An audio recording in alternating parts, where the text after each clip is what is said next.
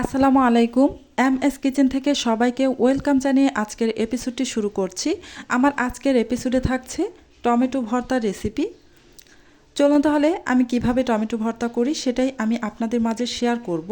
প্রথমেই আমি এখানে ভর্তা করার জন্য 4টি বেশ পাকা দেখে টমেটো নিয়েছি। এই টমেটো ভর্তা করার জন্য এখানে আমার লাগবে একটি বড় সাইজের রসুন, 2টি পেঁয়াজ মিডিয়াম সাইজের, 2টি শুকনো মরিচ, 4টি কাঁচামরিচ আর 2 টেবিল চামচ পরিমাণ ধনিয়া পাতা কুচি, স্বাদ মতো লবণ, 1 টেবিল চামচ পরিমাণ সরিষার তেল।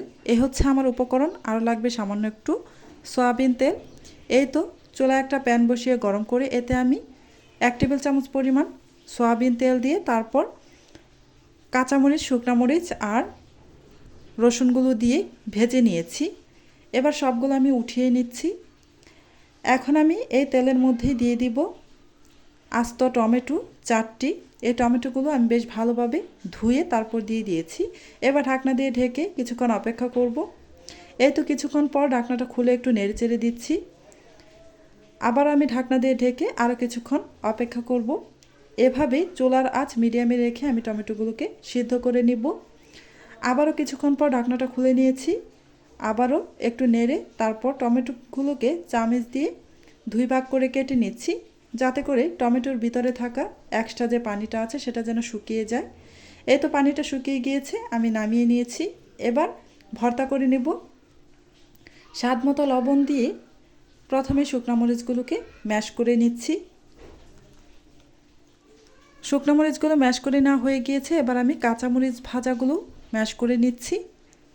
কাঁচামরিচ, শুকনো মরিচ বেশ ভালোভাবে ম্যাশ করে নিয়ে তারপর আমি ভাজা রসুনগুলো ম্যাশ করে নিচ্ছি। খুব ভালোভাবে ম্যাশ করে নেওয়া হয়ে গিয়েছে। এবার আমি এতে কাঁচা পেঁয়াজ দিয়ে দিচ্ছি 2টি। খুব ভালোভাবে মেখে নিচ্ছি। কাঁচা পেঁয়াজ দেওয়ার পর বেশ ভালোভাবে মেখে নিতে হবে, এতে করে ভর্তার টেস্ট অনেক ভালো আসবে। এই তো মেখে নেওয়া হয়ে গিয়েছে।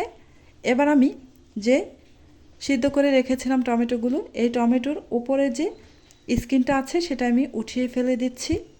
সবগুলো বেছে বেছে উঠিয়ে ফেলে দিতে হবে।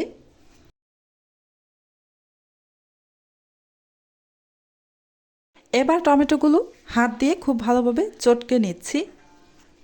এই তো চটকে নেওয়া হয়ে গিয়েছে। এবার আমি এই চটকে নেওয়া টমেটোগুলো দিয়ে দিচ্ছি এই যে পেঁয়াজের সাথে যে মরিচ মেখে রেখেছিলাম সেখানে। সবগুলো চটকে নেওয়া টমেটো দিয়ে দিলাম। এবার খুব ভালোভাবে মেখে নিচ্ছি।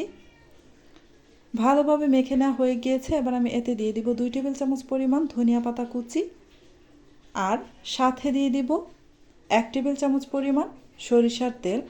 অবশ্যই সরিষার তেলটা দিবেন, এতে করে ভর্তা খেতে অনেক অনেক বেশি ভালো লাগে। এই তো বেশ ভালোভাবে এখন মেখে নিব। এভাবে টমেটো ভর্তা করলে গরম গরম ভাতের সাথে খেতে দুর্দান্ত লাগে।